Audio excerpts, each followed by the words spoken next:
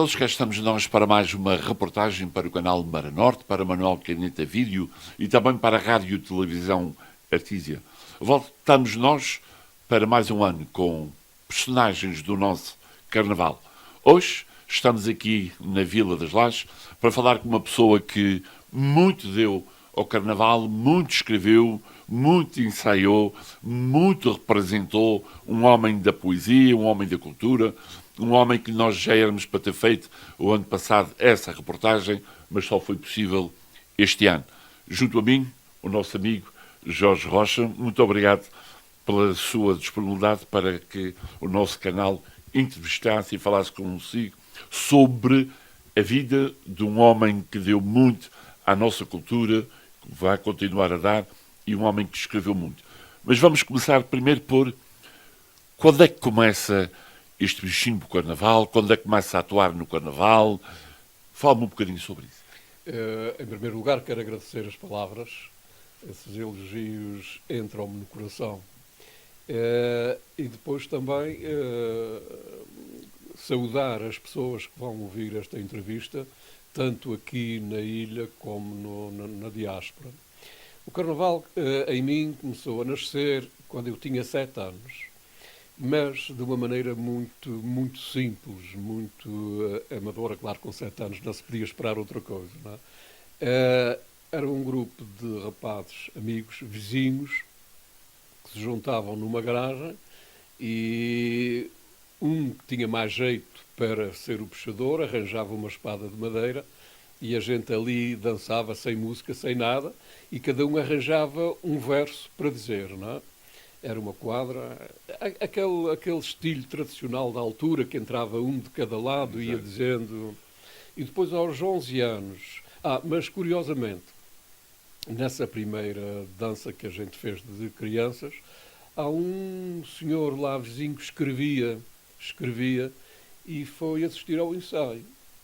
E ele disse, não, está aqui um grupo muito bonito, está aqui um grupo de crianças e a gente vai aproveitar, eu vou escrever o assunto e a gente vai aproveitar este grupo para sair para o Carnaval. E pronto, e os pais depois também entusiasmaram-se. Curiosamente, o verso que eu dizia, eu era dos mais pequenos, ia atrás, e o verso que eu dizia era: tu tens os beiços grossos e as sobrancelhas pretas de andar a roer ossos deitado nas valetas. Isto não tinha piada. E foi o Jorge que a fez? Não, isto era uma coisa que eu conhecia, Okay. E até havia um que dizia: diga-me lá o senhor, já que é tão adivinhão, quem é que vem a ser a sogra da mulher do meu irmão? É uma adivinha. E então esse senhor escreveu um assunto, os ricos e os pobres. É uma fiada de ricos, uma fiada de pobres. E eu, como era natural, era pobre, fui para o lado dos pobres. Sei que a minha quadra, eu tinha 7 anos, e eu dizia: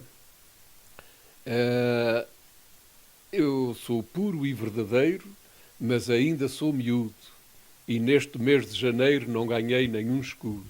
Isto é o que eu me lembro. Havia um que fazia parte dos ricos, o Francisco Martins das Quatro Ribeiras, que dizia: isto a dando de natureza, eu juro e posso jurar, que se eu tenho a riqueza, também não te a posso dar. E estava bem feito. E o tal senhor era um senhor que mal sabia ler e escrever. E o senhor era mesmo das Quatro Ribeiras? Mesmo das Quatro Ribeiras. Era uma pessoa solteira que vivia mal e pronto, mas sabia aquilo que dizia. Depois, isto foi aos 7, aos 11, a gente volta a repetir a proeza. A juntar-se outra vez numa garagem.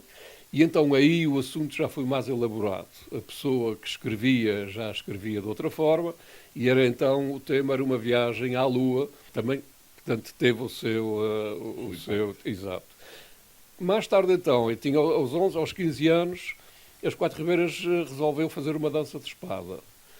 E na dificuldade de encontrarem alguém para puxar a dança, convidaram-me para ir. Eu era um pequeno, eu era o mais novo do grupo da dança, porque eles diziam que o puxador é que puxa e é que manda na dança, mas eu nunca mandei nada porque eu não tinha peso para isso, nem queria mesmo, não é?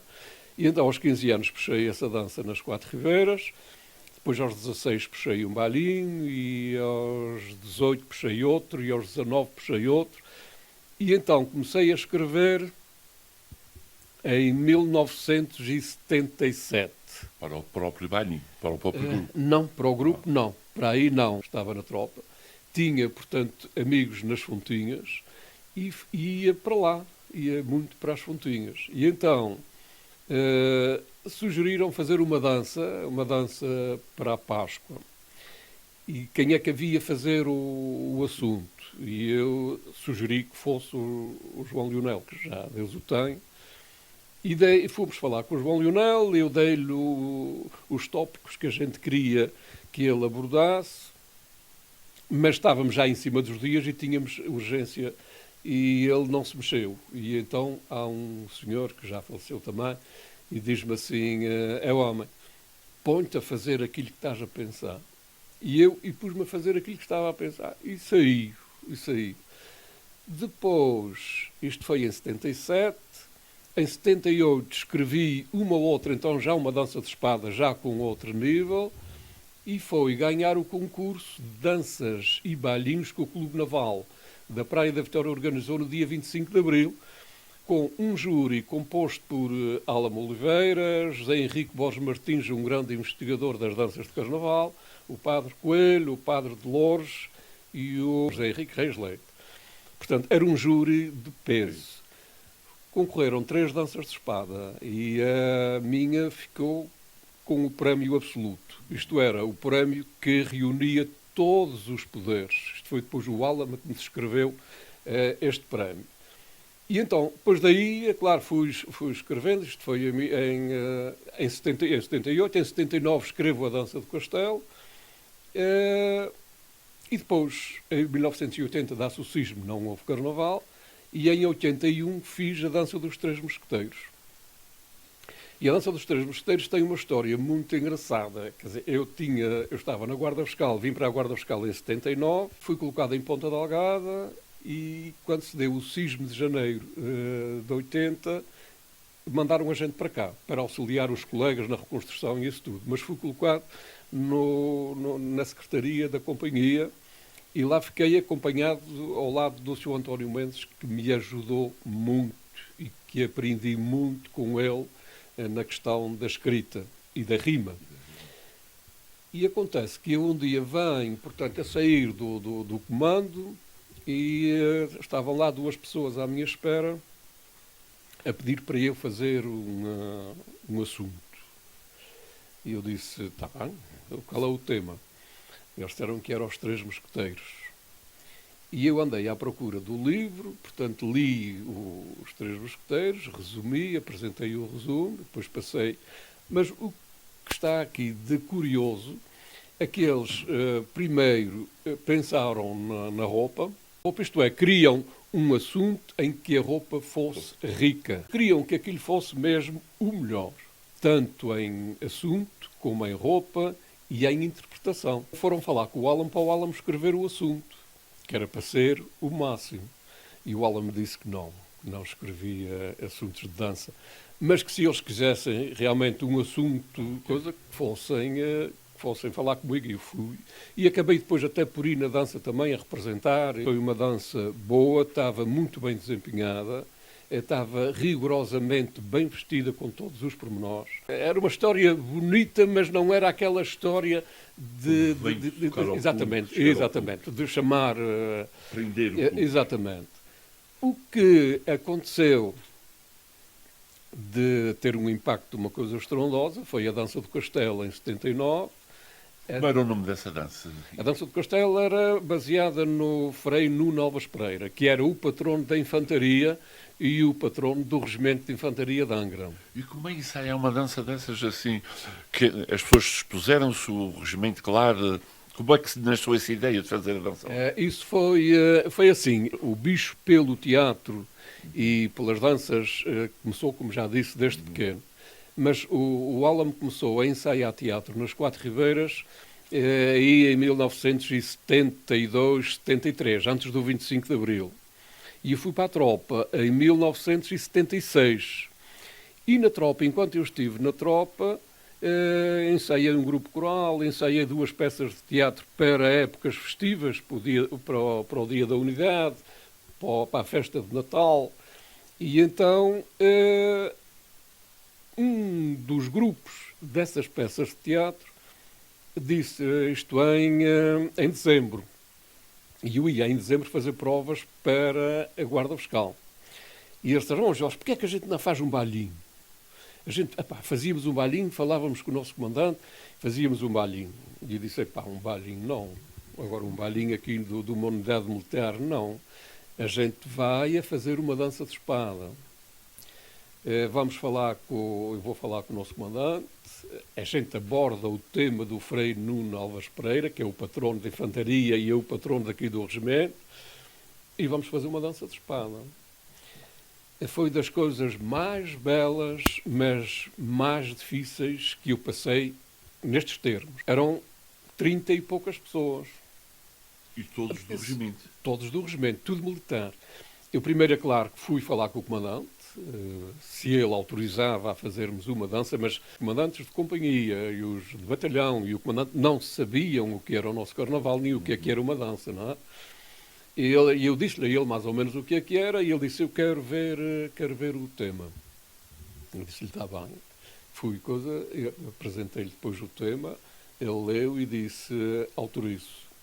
Pronto, a gente começou logo a tratar de fazer a dança. E então, começámos logo a trabalhar nisso. O Manuel da Vila Nova disse logo que ia puxar a dança. Eu sabia que ele cantava bem. E já tínhamos o grupo formado. Há um rapaz de São Sebastião que me diz, Jorge, olha que tem aí um rapaz aqui dentro que já puxou danças em São Sebastião e que é muito bom. Eu digo, homem, mas a gente já tem um, olha, há de 2. Então, fala com ele, se ele quiser vir, vai 2. É claro que eram 30 pessoas, mas o grupo foi espetacular. Foi mesmo, portanto, aquilo criou-se ali uma família e uma união que eles, nos seus dias de folga, iam para casa de manhã, mas à tarde vinham para o ensaio. Como éramos 30 pessoas, quase todos os dias havia pessoas de serviço, havia homens de serviço, cabos de dia, soldados na guarda, e eu todos os dias tinha que pedir ao oficial de dia ou ao sargento da guarda para dispensar o indivíduo para ir ao ensaio. A gente tinha os nossos opositores, porque, claro, na dança do castelo toda a gente queria ir, não era? Mas a gente não podia levar mais do que aquilo que era. Foi difícil escolher. Difícil, foi. Mas costuma-se dizer que quem muito escolhe pouco acerta, e a gente acertou. Tudo gente boa e capaz, e hoje a gente, quando se vê, alguns outros estão imigrados, quando a gente se vê é sempre na dança do castelo que a gente fala. Chegou-se perto do carnaval e um dos opositores vem e diz-me assim, já saiu a escala para o carnaval, tu estás de serviço tal dia, tal fulano está de serviço tal dia, tal... Eu digo, o quê? Anda lá, vai lá ver a escala. E eu fui ver a escala. E é claro, boto-me logo e fui falar com o comandante do batalhão, porque o comandante do regimento não estava cá nessa altura. E fui falar com o comandante do batalhão, que era um major. E eu tinha 23 anos. E meto-me para ali dentro, peço licença a ele para entrar no gabinete dele, ele diz para eu entrar, e eu disse logo, major, isto está assim neste pé. Eu pedi autorização ao nosso comandante para fazer a dança. O nosso comandante autorizou. E agora já temos muito dinheiro investido nisto, muito trabalho, e o pessoal está quase todo de serviço nos 3 dias de carnaval. Eu disse, mas isso o que é? Muito dinheiro investido. Sim, senhor, temos muito dinheiro investido. Trata-se deste tema, uma representação. E eu disse, e depois o pior é que não se arranja pessoal que queira fazer troca de serviço, e as trocas de serviço naquele tempo e no carnaval eram 300 escudos por dia, 300 escudos. E ele disse, arranja essas trocas que eu pago. Eu digo, senhor, eles também pagavam, mas não há quem queira fazer serviço pelo carnaval. Há de haver um ou outro fora da ilha que sempre aceita, mas não... E ele disse, eu vou falar vou reunir os comandantes de companhia, vou para os comandantes de companhia reunirem os comandantes de pelotão, para eles falarem aos seus pelotões e facilitar todas as trocas com o pessoal para que essa dança possa sair. Pronto. E assim foi, e conseguiu-se, Depois, mais interessante, no dia da estreia... Foi no regimento? Às 11h30 da manhã. Portanto, a roupa foi feita nas Quatro Ribeiras numa costureira que era minha prima. Estávamos, depois, quando chegou à altura, a gente vestiu-se lá numa sala que havia... Uns calções não serviam a um, depois não serviam a outro, depois estavam apertados, depois vão vocês trocando a ver se isso dá. E eu, em conversa com os mais próximos, eu disse, pá, eu havia ir falar com o oficial dia, porque a gente vai atuar às 11h30, aquilo era 45 minutos, mais ou menos, vai-se aproximar a hora do almoço, e a gente vai almoçar, isto era eu a pensar com os meus botões, ia falar com eles, a gente vai almoçar e quando acabarmos de almoçar, então saímos e vamos atuar por aí fora. Já tínhamos o nosso programa feito. Epá, pois era mesmo. E eu lá vou outra vez para o bar de oficiais falar com o oficial dia, que era um tenente dos comandos. E eles dizem que o pessoal dos comandos que a meios... Apanhei um capitão. E eu, olha, enchi-me de coragem e fui falar com ele. Expliquei-lhe o que era para a gente. E ele disse, como é que vocês vão vestidos? Eu disse, meu tenente, a gente vai com um calção, uma meia branca, uma sapatilha, uma capa e um chapéu. Ele disse, não autorizo. Eu disse, pronto. E vim-me embora. Conversar outra vez com os meus amigos. Um deles tinha um carro. E ele diz, Jorge, a gente vai falar com o nosso comandante. O comandante já estava cá nessa altura.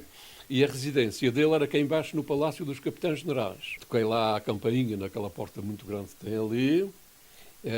Entrei, ele estava lá em cima, no topo de uma escadaria. Rocha, anda, entra. E eu comecei a subir as escadas, encontramos-nos a meio e eu pus-lhe o caso. Ele já sabia, porque o tenente já lhe tinha ligado. E ele disse, Rocha, o problema não é a roupa. O problema é que vocês não requisitaram refeições para este fim de semana. Por isso não é possível. Disse ao comandante, esqueça, eu peço desculpa ao senhor, esqueça isso, que a gente vai, depois das atuações, a gente vai para essas freguesias fora e como uma coisa numa banda, outra na outra, bebemos um sumo, uma coisa, e a gente desenrasca, não se preocupe. E pronto, para cima, chegou-se a altura de vir para a atuação. Aquilo são duas paradas, ao lado ao pé do refeitório, a gente saiu lá do canto, um lado de azul, um lado de vermelho, a marchar, formadinhos ali, e vinha à frente, que claro, eu que tinha feito o assunto, eu era o narrador, e era uma coisa impressionante. Tudo ali dentro de fardados de verde, não é? E aparece aquele colorido no meio daquela parada, e eram os oficiais, os tenentes, os capitães, tudo a tirar fotografias, e à medida que iam passando por mim, diziam, Rocha, está porreiro, pá, está porreiro, Rocha, está porreiro. Estava o comandante, a esposa, os filhos e outros oficiais à porta do comando. E a gente formou em frente, eu pedi licença para atuarmos, ele disse que sim, a gente atuou. Quando acabámos de atuar, eu pedi para a gente destroçar. E ele disse, sim, eu autorizo, mas primeiro quero dizer a vocês que estou muito orgulhoso do Regimento de Angra pôr para fora das suas muralhas um grupo desta maneira para atuar para a sua ilha. Pronto, outras palavras, mas agora não me lembro, e ele depois desceu e veio-me dar um abraço cá em baixo e disse-me, vocês agora já podem ir todos almoçar ao refeitório, com a mesma roupa que estão. E aquilo, naquela altura, tocou-me mais ainda, porque quando é feijoada, ervilhas com ovos escalfados, ou salada de atum, estica-se, mas era costeletas com batatas fritas e ovos estrelados. Portanto, eles tiveram que acrescentar mais 30 e tal. Pronto, a gente saiu, foi uma coisa impressionante. Hoje não gosto da letra. Está tudo certo, mas versos muito compridos, outros muito curtos. Não gosto da letra. Mas, na altura, parece-me talvez mais pelo carinho que as pessoas têm pelos militares. Hoje, os militares são profissionais e são voluntários. Na altura era o serviço obrigatório, não é? E não se ganhava nada, e as pessoas tinham, portanto, um carinho muito especial por isso. De forma a que a gente, no nosso programa, era fazer as freguesias de onde tinha pessoal na dança e depois o que sobrasse a gente ia aos lugares onde não tinha. E fizeram muitas atuações? Muitas. Eu não me lembro, tenho ali escrito nesse tal livrinho, não me lembro de quantas foram. O que eu me lembro bem é que a gente no domingo saiu, depois acabou de fazer a primeira atuação às 3 da tarde, em São Sebastião, e chegámos por volta das 3 e tal da manhã, já na segunda-feira, não é? Almoçámos outra vez e saímos depois outra vez por volta das 3. Isto só para dizer que a gente saiu às 3 da tarde da segunda-feira e entramos à 1h30 da quarta-feira de cinzas. Foi uma coisa espetacular. A gente veio atuar aqui, saímos daqui 7h30 da manhã, daqui da Cidade Velha. E eu era o último. Eu vou a sair aqui à porta da Cidade Velha, uma carrinha. Onde é que vão agora? Disse a senhora, agora vá para o quartel. Já estamos a tempo de coisa. Ele disse, para o quartel, homem, a Vila Nova está à espera de vocês. A Vila Nova está cheia à espera de vocês. Eu digo, senhor, esta hora está... Ele disse, está cheia. Eu digo, olha, vamos ver. Fui à carrinha e disse, olha, veio agora aqui um senhor dizer que a Vila Nova está cheia à espera da gente. Eu achava bem a gente ir à Vila Nova e depois então íamos para o quartel descansar. E vocês o que é que acham? E eles disseram, a gente vai para onde tu quiseres. Eu digo, então, olha, eu achava bem a gente fazer a Vila Nova agora, depois então íamos para o quartel. E tinha lá um elemento de dança. Tinha lá, sim senhor, um puxador, tinha um puxador. A gente vai para a Vila Nova, portanto acabamos, era 9h20, eu tenho a certeza absoluta, era 9h20. Há um senhor que já faleceu, que estava, portanto, a receber as danças no palco, também pediu no final para a gente enviar, para levarmos cumprimentos ao Sr. Comandante e agradecer a possibilidade que ele tinha dado de se fazer uma dança daquelas. 9h20, vamos para o quartel. E, não, a Gualva está à espera de vocês. A Gualva está à espera de vocês. Eu disse, homem, isto é impossível, não pode ser. Há um rapaz da Gualva que vem ao pé de mim e dê-me um abraço. Ia na dança. Dê-me um abraço, emocionado, as lágrimas, e ele dizia, Jorge, eu nunca vi uma coisa... Não, foi uma coisa incrível naquela altura. Foi. Começas com a escrita a sério nessa altura. Tens alguém que te baseies, que te desse apoio, para além do Alan, como já falaste aí? Isso era um dom teu. E esperaste mais alguém? Como é que foi? Não, era um dom meu. Escreveste quantas, mais ou menos, ao todo? Ora bem, danças de espada e bailinhos, não tenho a certeza, porque eu tenho aqui alguns duplicados, e outros estão no computador, e alguns até não tenho comigo. Porque, no princípio, eu fazia os assuntos e oferecia-os, não levava dinheiro. E depois, quando me chamaram a atenção, disseram, abre os olhos, e até mesmo muitas marchas de São João e outras para outras coisas, eu não levava dinheiro. Abre os olhos porque o trabalho que não é pago não é apreciado, não é reconhecido. Também, para além disso, e desculpa lá estar a interferir, para além disso, tu és uma pessoa que representavas, gostavas muito de representar, para além de ser mestre de dança. Para ti, faço as duas perguntas numa. O mestre de dança, e para mim ainda hoje é meia dança. É meia dança. Comungas da mesma opinião. Sem dúvidas, o mestre de dança é meia dança. O gosto de representar adquiri-o desde sempre. Foi sempre... E depois... Como já disse, o Alan esteve nas Quatro Ribeiras já a ensaiar teatro antes do 25 de Abril. Depois, em 76, eu vou para a tropa e o Alan me convida-me a ir para o Alpendre Fez parte do E Alpendre. então aí sim, aí é que eu comecei a aprender. Depois, entretanto, com o Alpendre houve 2 cursos de ensaiador de teatro amador, em que a gente era convidados a participar nesses cursos. Aquelas regras elementares a gente fica com elas, e depois no que diz respeito a marcações de cena, a colocação de voz, isso tudo aprende-se aí e depois leva-se então para as danças, que é isso que de facto faz a diferença. O gosto de representar e depois o dom da escrita ajuda. O saudoso Álamo Oliveira, na apresentação do meu livro, disse: eu não gosto de dizer isto para não pensarem que eu estou, mas ele disse: as danças que o Jorge escreve têm princípio, meio e fim. Quando eu estou a escrever uma coisa para o público, tenho a preocupação de fazê-la de maneira, se houver, portanto, o mais real possível, para se houver alguma pergunta de algum mais, exatamente, ter a resposta. Eu não ficar sem saber o que é que lhe vou dizer. Portanto, ele pergunta, mas eu respondo porque aquilo que está lá está certo. Parou de escrever muito novo, continua a escrever, é um hobby, continua. Como é que é o seu dia-a-dia? Eu só escrevo quando me pedem. Não tenho por hábito escrever, não, quando me pedem. Portanto, bem, há pouco, agora para o Natal, para as crianças da catequese, pediram para eu fazer um trabalho, não rimado. Havia só depois uma canção no fim que eu rimei, mas de resto, portanto, era em prosa. E escrevo, portanto, uma marcha de São João para os voluntários do Banco Alimentar, e pronto, mais nada, quando me pedem.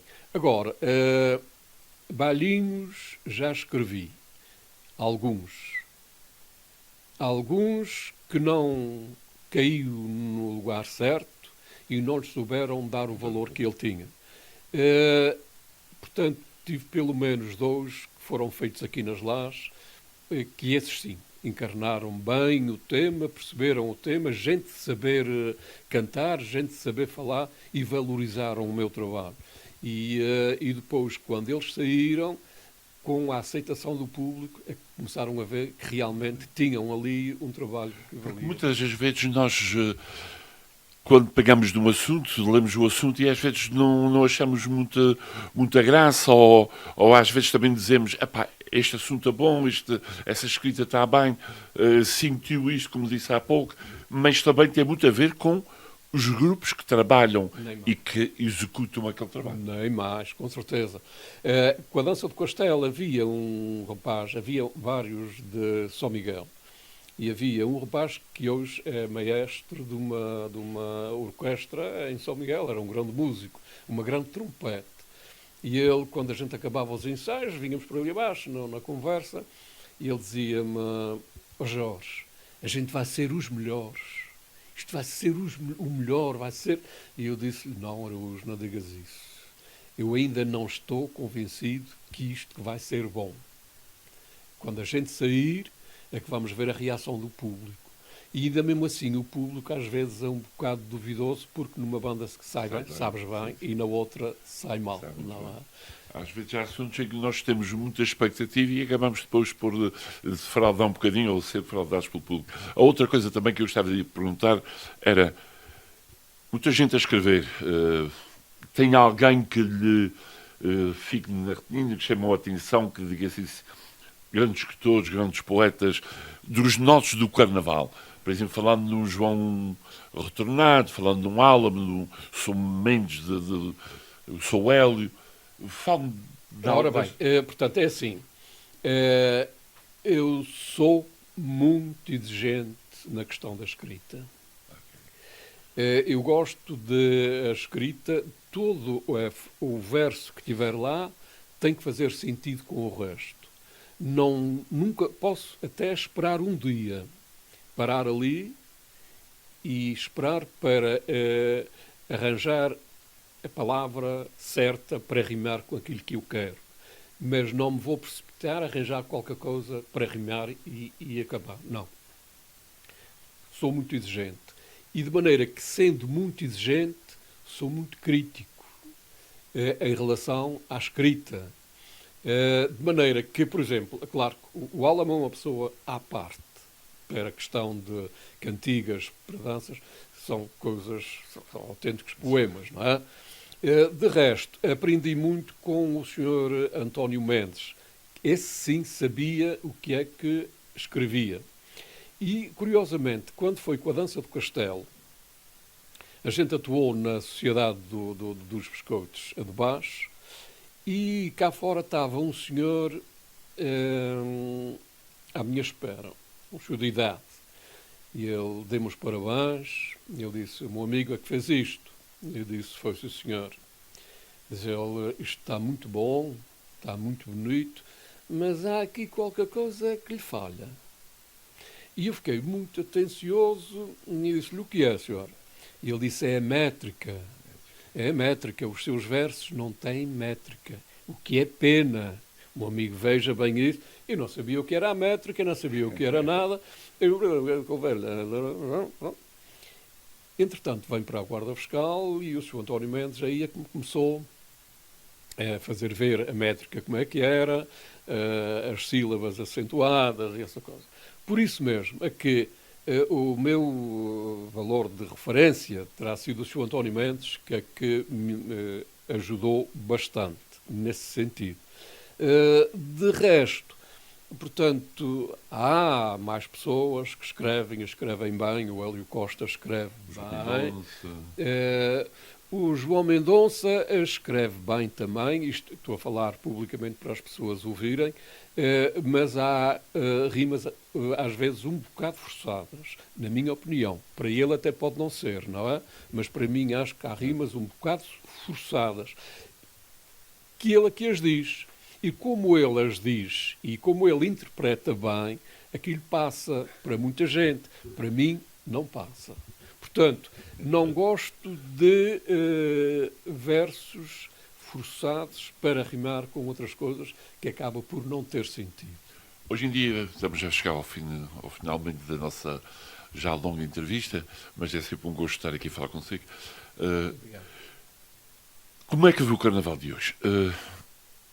Hoje em dia está-se a usar muito bailinhos sem rima e temos que respeitar todos, porque estes jovens é que vão ser a continuidade do Carnaval e têm muita aceitação e nós temos que os respeitar. Temos hoje em dia gente que canta muito bem, representa muito bem, que toca muito bem. O Carnaval está rico, muito rico mesmo. Para si, gosta mais, qual é que gosta mais? Do bailinho, de dança de espada, de dança de pandeiro? Ou, no geral, gosta do Carnaval? Eu gosto de tudo o que se faz no Carnaval. Que se faz bem. Certo. Desde a comédia, os bailinhos, tudo o que se faz no Carnaval, que seja bom. Mas é claro que toda a gente tem lugar no nosso Carnaval. Quer seja bom, quer não seja. Exatamente. O que interessa, acima de tudo, é que eles se divirtam. Eles fazem aquilo para se divertir, mas também têm que contar em divertir o público. Não é só eles. Porque se eles se puserem a rir e a divertir em cima do palco, é claro que é portanto, para as pessoas é um abuso, não é? De maneira que eu gosto de tudo, mas há coisas que são de veras exageradas. Eu tenho outra coisa que é, nesse assunto, o António Mendes, por exemplo, é uma pessoa que escreve muito bem os versos, mas entendia que as suas danças de espada, que ele fez algumas, não deviam ser rimadas para facilitar a interpretação e acabar com a cantilena. Eu sou o contrário. Portanto, as danças têm que ser rimadas, bem rimadas, com um verdadeiro sentido que é que ajuda à interpretação e a acabar com a cantilena. Se o verso for bem constituído, metido num bom intérprete, não canta. Portanto, essa cantilena acabou. Tem que ser bem interpretado. E então, nesse ano que houve o concurso de danças, uma das danças concorrentes foi do António Mendes, de Santa Bárbara, escrita em prosa. E por isso mesmo ficou em terceiro lugar. Da classificação. mais tarde, o António Mendes, eu faço uma dança nas Fontinhas e o António Mendes faz uma em Santa Bárbara. E a gente vai apresentar o assunto para a Secretaria subsidiar. E eu vou lá apresentar o meu, e o Alama, que recebia os temas, como ele sabia que eu trabalhava com o António Mendes, disse-me: ó Jorge, fala com o António. Se ele quiser vir aqui falar comigo, que venha, que eu recebo, mas a gente não subsidia danças que não sejam rimadas. Por isso é que somos património. Claro, com certeza, nem mais. De maneira, o Sr. António não gostou muito, mas acabou por aceitar. E então, pois aí, a partir daí, começou, portanto, a escrever na rima. Mas já como eu digo, a pessoa que cantar aquela cantilena que eles dizem, que muita gente diz que não gosta. Hoje em dia já é menos. Muito menos. Hoje em dia as pessoas já representam. E um bom ator consegue representar com ou sem rima. Naturalmente. Claro. A rima não pode ter influência. Já ensaiei várias danças e vários assuntos que eu escrevo que não gostam. E, sobretudo, o pior disto é quando os personagens pensam que já sabem tudo e que não admitem qualquer correção.